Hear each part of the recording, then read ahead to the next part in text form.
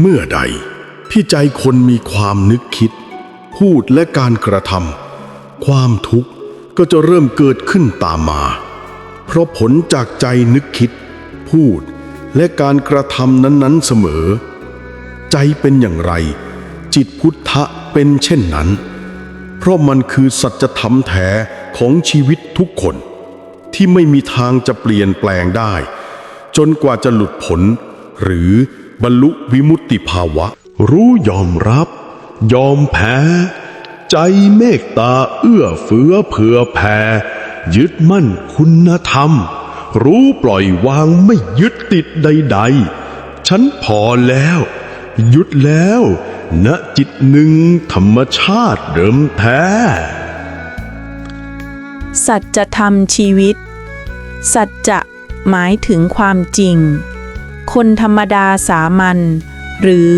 ปุถุชนคนธรรมดามักจะมีมุมมองความคิดที่ต่างจากพระพุทธหรือพระโพธิสัตว์คือคนธรรมดามองว่า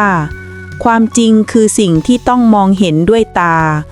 และพิสูจน์สัมผัสได้ด้วยหูจมูกลิ้นกายเท่านั้นแต่พระพุทธ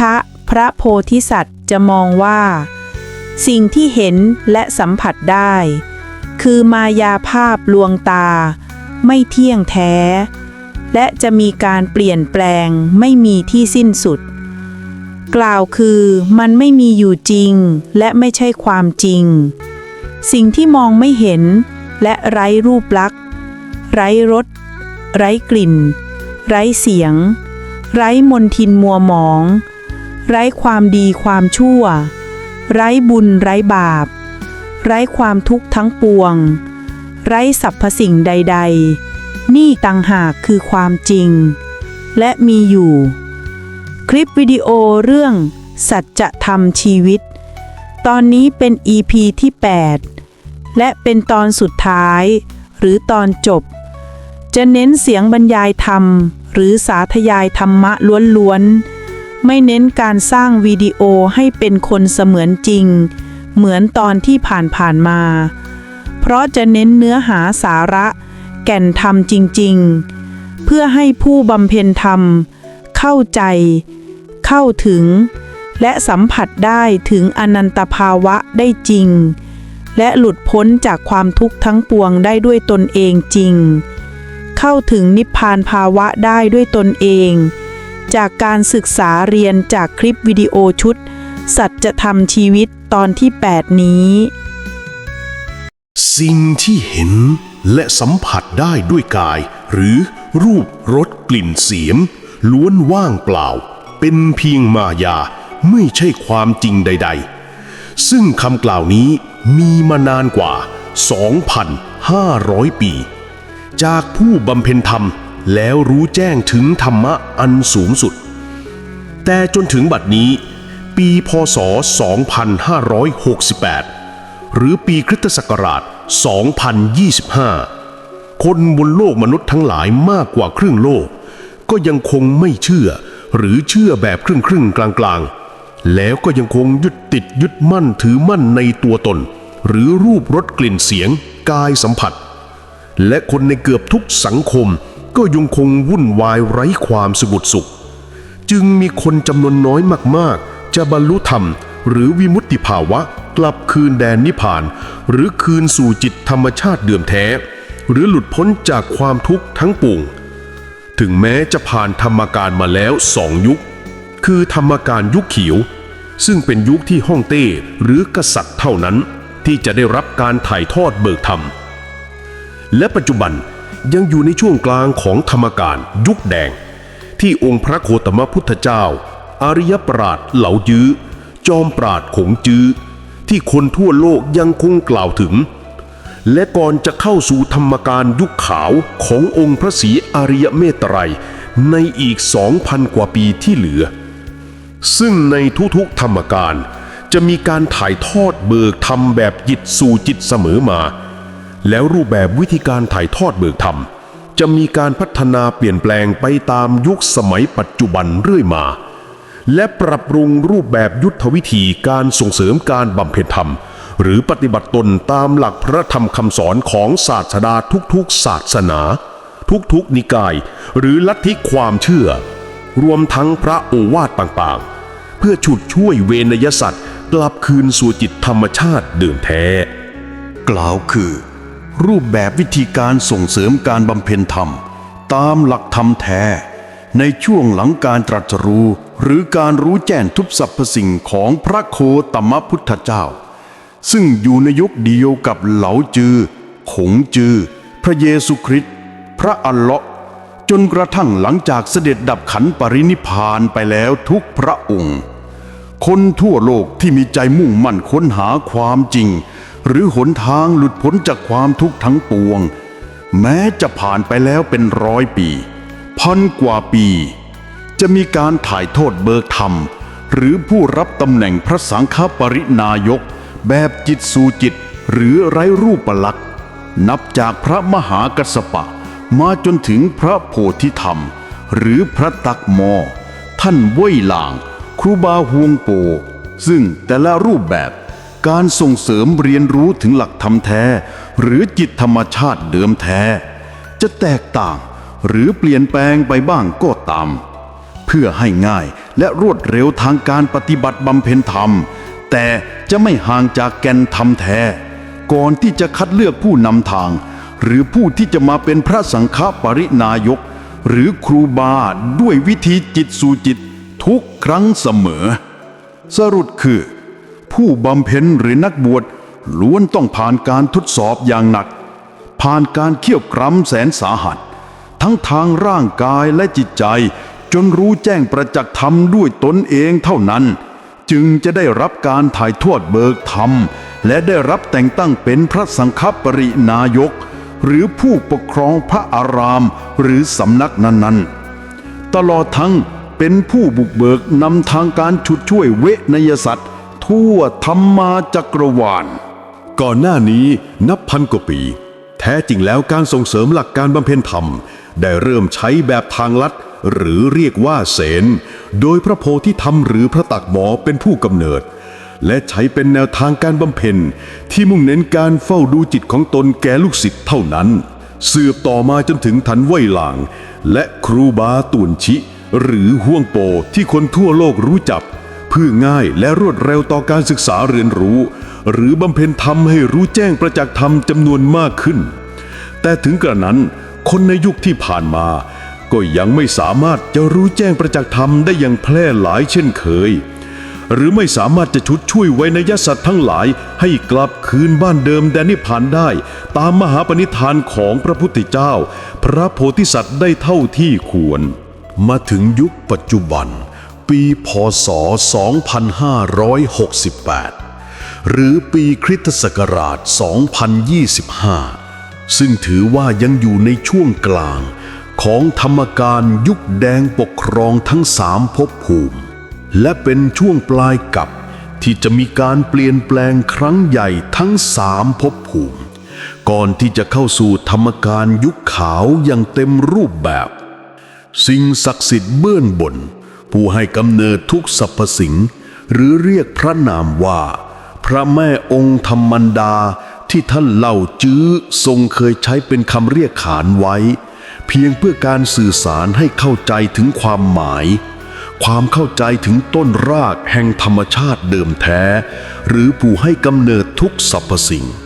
หรือจะเรียกอีกพระนามหนึ่งคือพระอนุตตรธรรมมารดาซึ่งเป็นนามไร้รูปไร้การมองเห็นหรือสัมผัสได้ด้วยกายแต่มีอยู่จริงและมีก่อนกำเนิดฟ้าดินและมนุษย์หรือทุกสรรพสิ่งจะต้องสัมผัสได้ด้วยจิตภายในเท่านั้นก่อนปีค.ศ. 2025ประมาณ900ปี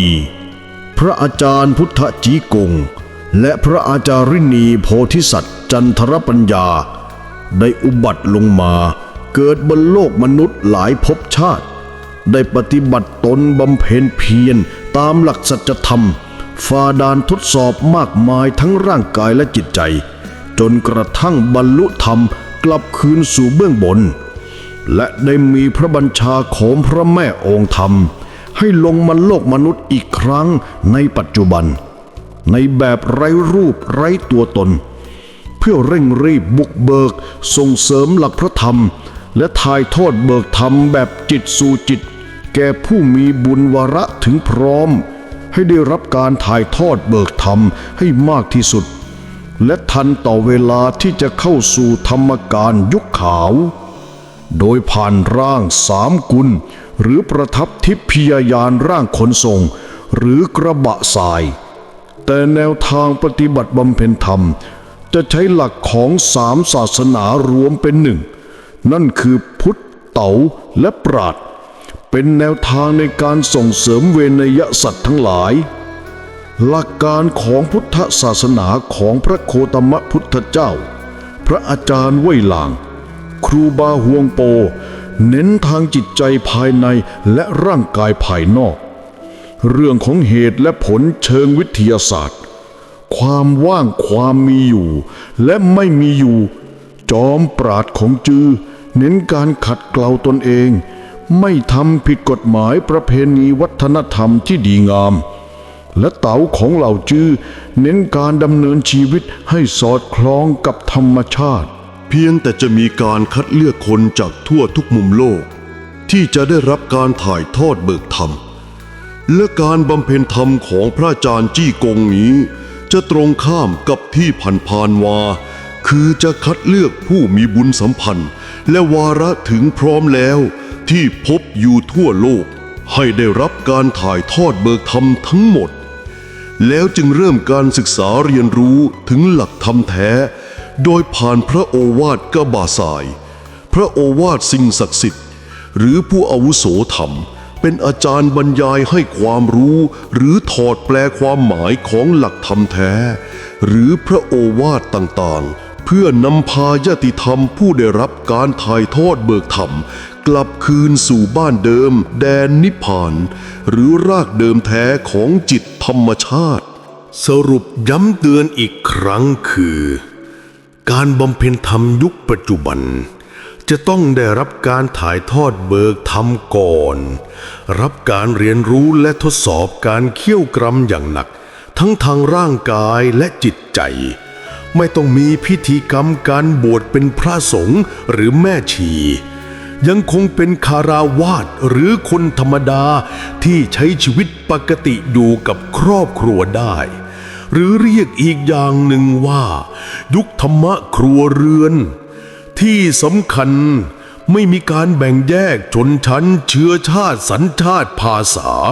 หรือศาสนาลัทธินิกายความเชื่อสรุปคือทุกชาติภาษาและทุกศาสนาลัทธินิกายความเชื่อสามารถเข้าร่วมบำเพ็ญธรรมตามเงื่อนไขหลักเกณฑ์ที่กำหนดไว้ซึ่งจะแตกต่างจากผู้บำเพ็ญยุคโบราณกาลจะต้องทำพิธีกรรมการบวชก่อนและตัดขาดจากครอบครัวคนที่รักและห่วงใยแล้วออกไปอยู่ตามวัดหรือสำนักสงฆ์หรือตามถ้ำป่าเขาเพื่อแสวงหาทางพ้นทุกข์จากการมุ่งมั่นบำเพ็ญตนบำเพ็ญธรรมอย่างเขี้ยวกรำลำบากแสนสาหัสมากมายทั้งกายและใจภายในจนกว่าจะรู้แจ้งประจักษ์ด้วยลำพังตนเองแต่ต้องขยายความคำว่าการรู้แจ้งแบบไหนลึกเข้าไปอีกคือรู้แจ้งเหตุและผลของหลักการทำดีรู้แจ้งเหตุและผลของหลักการทำชั่วบาปหรือรู้แจ้งหนทางธรรมและประจักษ์ธรรมแท้โดยสัมผัสได้ด้วยจิตวิญญาณตนเองดังนั้นการบรรยายในคลิป EP ที่ 8หรือตอนจบของเรื่องเล่าหลักสัจธรรมชีวิตตอนหนทางหลุดพ้นจากความทุกข์ทั้งปวงนี้ผู้บรรยายจะยึดหลักพระธรรมคำสอนในแบบผสมผสานทั้ง3ศาสนาพุทธเต๋าปราชญ์ในการศึกษาเรียนรู้ด้วยภาษาธรรมดาที่เรียบง่ายที่ฟังแล้วเข้าใจง่ายเข้าถึงอย่างถ่องแท้และสามารถนำไปปฏิบัติตามร่วมกันได้โดยง่ายโอกาสจะหลุดพ้นจากความทุกข์ทั้งปวงได้จริงอย่างน้อยให้บรรลุวิมุตติภาวะหรืออนันตภาวะไปด้วยพร้อมๆกัน แต่ถึงอย่างไรคนทั้งหลายบนโลกนี้ทั้งที่ได้รับโอกาสในพระมหากรุณาธิคุณจากฟ้าเบื้องบนให้รับการถ่ายทอดเบิกธรรมและคนที่ยังไม่ได้รับการถ่ายทอดเบิกธรรมแต่มีใจมุ่งมั่นศึกษาบำเพ็ญธรรมหรือมุ่งมั่นเป็นคนดีทำแต่ความดีแต่ก็ยังมีความทุกข์ทั้งร่างกายและจิตใจไม่จบสิ้นยิ่งกว่านั้นยังมีใจที่ลุ่มหลงยึดติดรูปรสกลิ่นเสียงเพราะเหตุใดกันเล่าจึงเป็นเช่นนี้คลิปนี้จะมีคำตอบคำชี้แจงให้สิ้นสงสัยแก่ผู้รับฟังหรือผู้บำเพ็ญธรรมเพื่อความหลุดพ้นหรือเข้าใจหนทางการบำเพ็ญธรรมอย่างถูกต้องไม่หลงทางไม่ขัดต่อหลักสัจธรรมเพื่อให้บรรลุปณิธานสูงสุดที่ตั้งไว้ทุกๆคนจะปฏิบัติตนหรือบำเพ็ญธรรมอย่างไรและจะมีโอกาสบรรลุหรือไม่นั้นคงต้องตั้งใจรับฟังคลิปนี้ด้วยสติสมาธิและปัญญาปัญหาความทุกข์และความวุ่นวายของคนทั้งหลายในสังคมบนโลกมนุษย์ที่มีมานานอีกทั้งปัญหาความไม่บรรลุปณิธานของคนที่มีใจมุ่งมั่นจะบำเพ็ญธรรมให้บรรลุวิมุตติภาวะหรือธรรมะอันสูงสุดได้เลยนั้นมันเพราะเหตุใดเกิดปัญหาอะไรเล่าจากตอนที่แล้วหรือ EP ที่ 7 ได้ย้ำเตือนข้อความขีดเส้นใต้เสมือนเป็นการบอกชี้ถึงคำตอบให้ไว้ว่าเพราะความไม่รู้เพราะความเคยชินเพราะความไม่รู้เพราะความเคยชินเมื่อไม่รู้ไม่เข้าใจไม่ว่าเรื่องราวใดๆแต่ได้สะสมความคิดและการกระทำซ้ำแล้วซ้ำเล่าวันแล้ววันเล่าปีแล้วปีเล่ายาวนานข้ามภพข้ามชาติของการเวียนว่ายตายเกิดจนกลายเป็นนิสัยพฤติกรรมความเคยชินทั้งแบบที่รู้ตัวและไม่รู้ตัวเมื่อเกิดปัจจัยผลแห่งการกระทำนั้นๆความเคยชินในกรรมที่ดีไว้ก็ถือว่าเป็นความโชคดีไปแต่ถ้าเป็นความเคยชินของกรรมที่ไม่ดีไว้ผลที่ตามมาก็ต้องเป็นความโชคร้ายซึ่งพฤติกรรมหรือนิสัยความเคยชินต่างๆจะติดตามไปถึงขั้นข้ามภพข้ามชาติไม่ว่าจะเกิดเป็นคนหรือสัตว์เดรัจฉานจะคงติดตามไปกับจิตธรรมญาณที่ไร้รูปลักษณ์แต่มีอยู่ในกายเนื้อของคนหรือสัตว์ที่มีชีวิตเสมอจนกว่าจะบำเพ็ญธรรมหรือปฏิบัติตนให้รู้แจ้งประจักษ์ธรรมหรือบรรลุถึงความหลุดพ้นจากความทุกข์ทั้งปวงหรือหลุดพ้นจากการเวียนว่ายตายเกิดดังนั้นเพื่อความกระจ่างหรือความรู้แจ้งความจริงคงจะต้องติดตามหาคำตอบที่สมบูรณ์ของความจริงจากคำตอบขีดเส้นใต้แบบมีนัยยะพร้อมจะได้ศึกษาเรียนรู้หลักสัจธรรมชีวิตในคลิปตอนจบนี้จากผู้บรรยายเล่าเรื่องราวและถอดความหมายข้อความคำว่าหลักสัจธรรมชีวิตและความหมายของหลักธรรมคำสอนพระโอวาทต่างๆของพระสัมมาสัมพุทธเจ้าพระโพธิสัตว์พระอรหันต์อริยปราชญ์จอมปราชญ์หรือครูบาอาจารย์ในโบราณกาลมาจนถึงยุคปัจจุบันร่วมกันเพื่อให้ผู้รับฟังหรือผู้บำเพ็ญธรรมผู้ปฏิบัติตนให้รู้แจ้งกระจ่างธรรมแท้